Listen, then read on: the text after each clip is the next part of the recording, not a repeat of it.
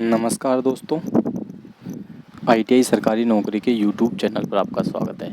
देखिए फ्रेंड्स, आज की इस वीडियो में हम लोग बात करेंगे electrician semester first module number 6 के बारे में। ठीक है, कल भी हमने मॉड्यूल नंबर 6 के जो मॉड्यूल नंबर 6 है उसके टोटल हमने 26 क्वेश्चनों को 26 क्वेश्चनों को कल की वीडियो में हमने सोल्व किया था। तो यदि अभी तक आपने कल का वीडियो नहीं देखा है तो पहले उसे आप लोग एक बार देख लीजिए, उसके बाद में आप इस मॉड्यूल 6 के सेकेंड पार्ट को आप लोग देखना स्टार्ट कीजिएगा। ठीक है फ्रेंड्स, चलिए तो बिना किसी देरी के स्टार्ट करते हैं। यदि आपने अभी तक चैनल को सब्सक्राइब नहीं किया है तो सब्सक्राइब की लीजिए और वीडियो को लाइक ज़रूर कर दीजिए। देखिए क्वेश्चन नंबर 27 की बात करेंगे तो क्वेश्चन नंबर 27 में आपको दिया गया है, ये देखिए आपके सामने क्वेश्चन नंबर 27 दिखाया गया है। इसमें आपसे पूछा गया है कि 3 कला शक्ति माप में 2 वाट मीटर विधि में यदि एक की पाठ्यांक 0 हो और दूसरा कुल खपत पाठ्यांक हो तो शक्ति गुणांक आपको बताना है। सिंपल सा डियर फ्रेंड्स, मैंने आपको कल के वीडियो में बताया था और आगे भी 2-3 क्वेश्चन ऐसे ही मैंने इसमें सम्मिलित किए हैं। तो देखिए ये आपसे बोल रहा है कि 1 वाट मीटर जो है उसकी तो जो रीडिंग रहेगी वो 0 रहेगी। ठीक है, 1 वाट मीटर की 0 रीडिंग है, जबकि दूसरे वाट मीटर की पॉजिटिव रीडिंग आपको दी गई है। तो ये पूछ रहा है कि उसका जो पावर फैक्टर होगा, शक्ति गुणांक होगा, वो क्या होगा। तो उसका जो शक्ति गुणांक होगा वो क्या होगा, ऑप्शन नंबर ए बिल्कुल राइट आंसर होगा।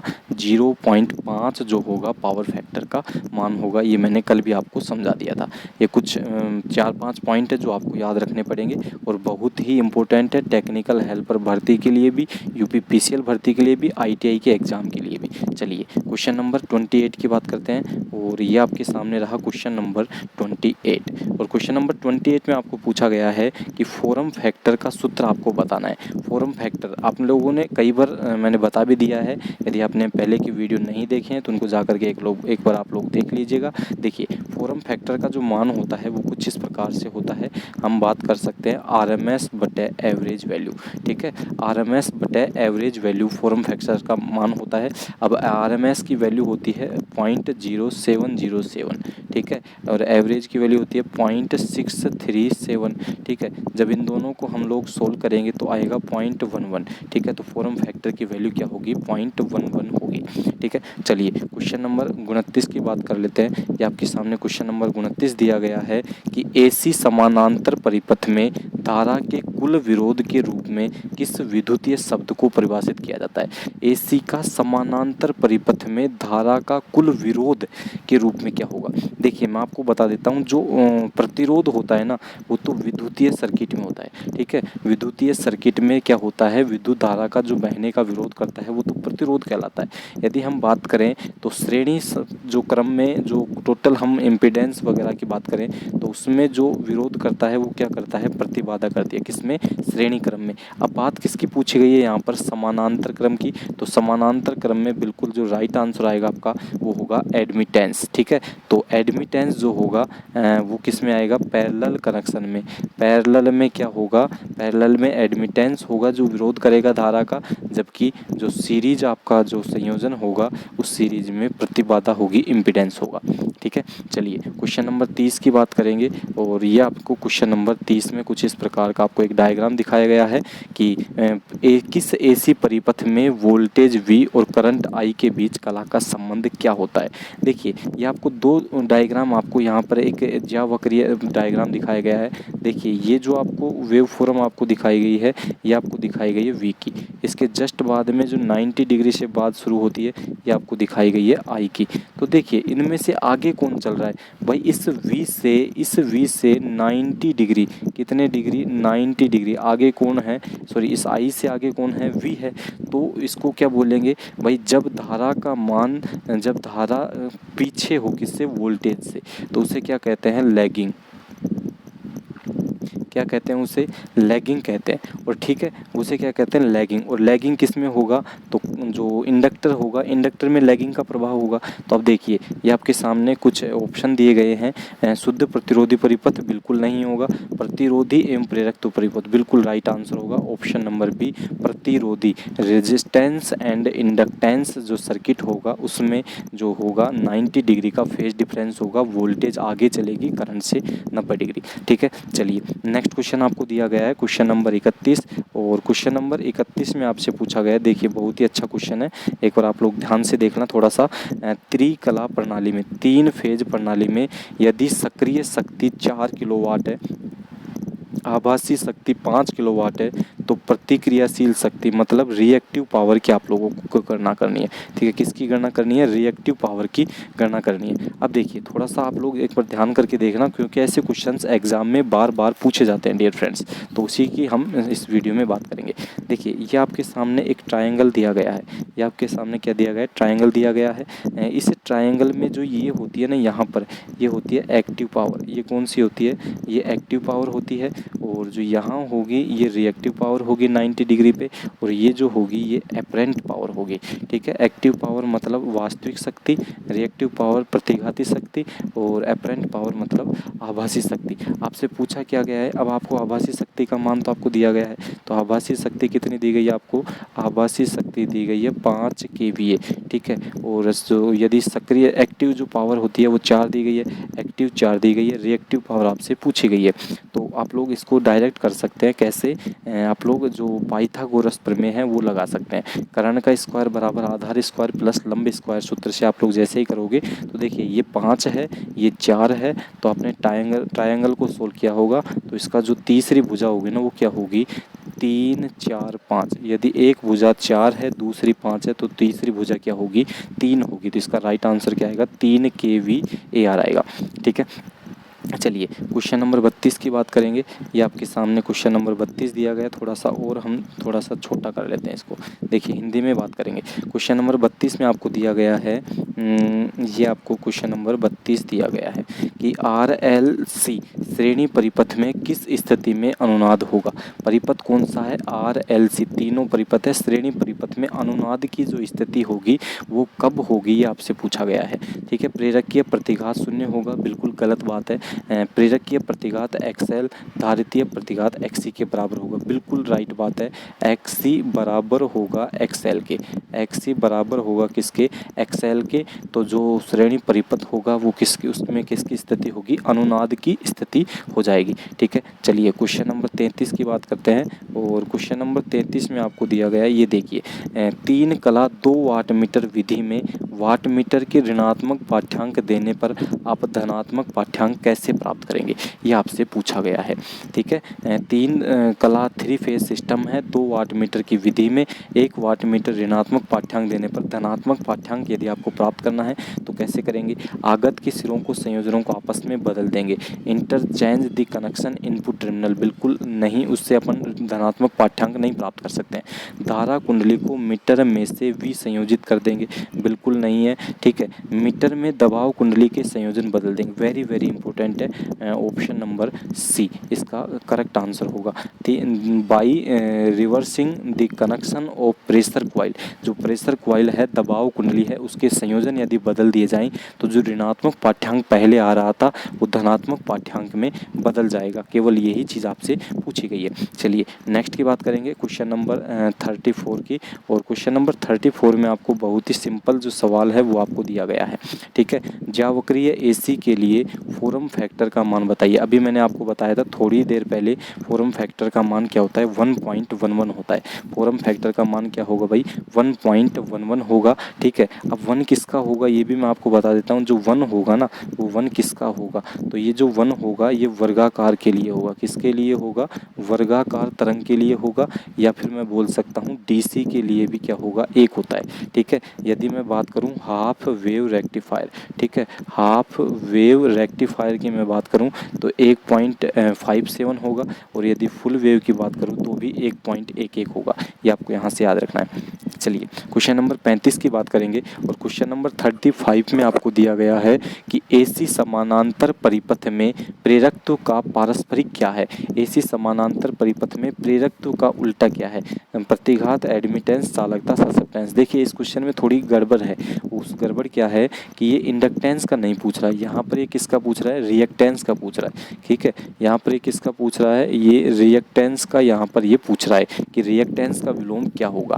तो देखिए रिएक्टेंस का जो विलोम होगा ऑप्शन नंबर डी बिल्कुल राइट आंसर होगा। जो ससेप्टेंस होगा वो रिएक्टेंस का क्या होगा, विपरीत होगा। ससेप्टेंस रिएक्टेंस का जस्ट विपरीत होगा। ठीक है, ये आपके में थोड़ा सा क्वेश्चन में बाई मिस्टेक था। ठीक है, चलिए क्वेश्चन नंबर 36 की बात करेंगे। क्वेश्चन नंबर 36 में आपको दिया गया है धारा एवं वोल्टेज के मध्य कौन सा संबंध दर्शाया गया है।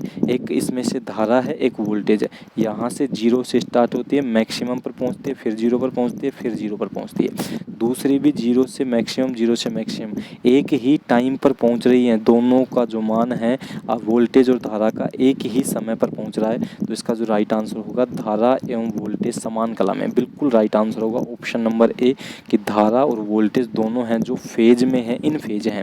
ठीक है, तो इसका ये राइट आंसर होगा। क्वेश्चन नंबर 37 की बात करेंगे। क्वेश्चन नंबर 37 में आपको दिया गया है 2 वाट मीटर W1 व W2 विधि द्वारा कुल शक्ति की गणना कीजिए यदि 1 वाट मीटर W2 रीडिंग उलटने के बाद ली जाती है। तो इसका जो राइट आंसर होगा वो क्या होगा, W1 माइनस W2। ठीक है, ये मैंने 3 फेज इंडक्शन मोटर में आपको अच्छी तरीके से समझा रखा है किस प्रकार से इसकी जो रीडिंग होगी ये किस प्रकार से होगी। ये लगभग 4-5 केस बनते हैं। ठीक है, तो वो आपको यहाँ से याद रखना है। चलिए नेक्स्ट आपको दिया गया है क्वेश्चन नंबर 38 और क्वेश्चन नंबर 38 में आपको दिया गया है, ये देखिए ये आपके सामने क्वेश्चन नंबर 38 दिया गया है। 38 कौन सी 3 कला प्रणाली में फेज वोल्टेज को मापने के लिए कृत्रिम उदासीन चालक तार की आवश्यकता होती है। उदासीन चालक तार की आवश्यकता होगी फेज वोल्टेज 3 तार स्टार संयोजित सिस्टम में। ठीक है, 4 तार स्टार संयोजित सिस्टम में, 3 तार डेल्टा संयोजित सिस्टम में और 4 डेल्टा कनेक्शन सिस्टम में। तो इसका जो राइट आंसर आएगा ऑप्शन नंबर देखिए option number B is the correct answer. Option number B is the correct answer. B क्या है कि 4 वायर स्टार कनेक्टेड सिस्टम में क्या होगा, 4 वायर स्टार जो कनेक्टेड सिस्टम होगा उसमें क्या पाया जाता है अपना, उसमें ये पाया जाता है। ठीक है, फेज वोल्टेज मापने के लिए कृत्रिम उदासीन तार। देखिए फ्रेंड्स बिल्कुल ठीक है। यदि यहाँ पर ये कृत्रिम नहीं आता ना, यदि यहाँ पर आपसे ये कृत्रिम नहीं पूछा जाता तो आपका जो राइट आंसर होता वो ऑप्शन नंबर बी हो जाता। ठीक है, ये कृत्रिम मतलब बनाया जा रहा है, लेकिन जबकि जो स्टार संयोजन होता है 4 वायर स्टार संयोजन में तो ऑलरेडी न्यूट्रल पॉइंट होता है। तो इसका जो राइट आंसर होगा वो बी ना होकर के क्या होगा, option number C is the correct answer होगा। ठीक है, 3 wire delta connected system, 3 wire delta connected system में क्या होता है, न्यूट्रल जो पॉइंट है ना वो निकाला जाता है, बनाया जाता है। ठीक है, ये आपको यहाँ से याद रखना पड़ेगा। कृत्रिम वायर की पूछ रहा है क्योंकि स्टार में तो होता है, तो ये डेल्टा में कृत्रिम चालक बनाया जाता है। चलिए क्वेश्चन नंबर 39 की बात करेंगे। ये आपके सामने क्वेश्चन नंबर 39 दिया गया है। देखिए 39 3 फेज सिस्टम में यदि फेज वोल्टेज 240 वोल्ट है तो लाइन वोल्टेज क्या होगी। फेज वोल्टेज 240 वोल्ट है 3 फेज में, तो लाइन वोल्टेज आपको बतानी है, ये आपसे यहाँ पर पूछा गया है। ठीक है, स्टार में बात कर रहा है, कौन से में बात कर रहा है, यदि स्टार में बात करें तो STAR स्टार में बात करें तो क्या होगा भाई, स्टार में मेरे को पता है VL बराबर √3 VP। ठीक है, VL बराबर √3 VP, फेज वोल्टेज 240 है तो √3 को गुणा करेंगे किससे, 240 से। √3 का मान 1.732।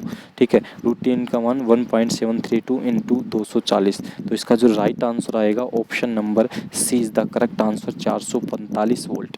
ठीक है, सॉरी 415 वोल्ट इसका करेक्ट आंसर होगा।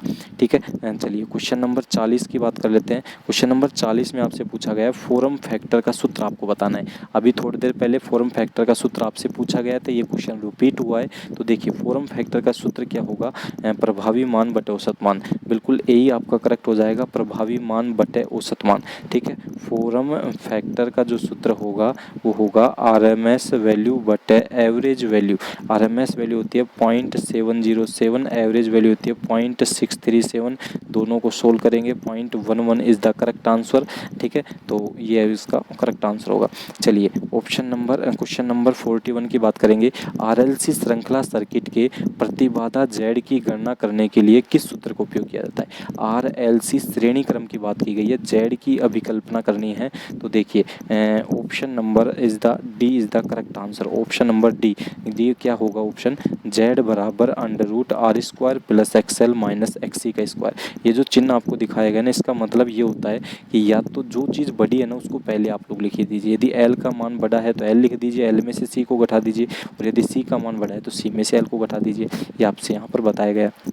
चलिए क्वेश्चन नंबर 42 में आपको बताया गया है, 42 में आपसे पूछा गया है कि 3 फेज शक्ति माप की 2 वाट मीटर विधि में यदि 1 वाट मीटर ऋणात्मक पाठ्यांक देता है तो पावर फैक्टर का मान आपको बताना है। ठीक है, 3 फेज जो शक्ति मापक की 2 वाट मीटर विधि में 1 वाट मीटर नेगेटिव ऋणात्मक मान देता है तो जो पावर फैक्टर होगा उसका मान कितना होगा। तो यदि एक जो वाट मीटर है वो ऋणात्मक पाठ्यांक देता है तो पावर फैक्टर लेस देन 0.5 से कम होगा।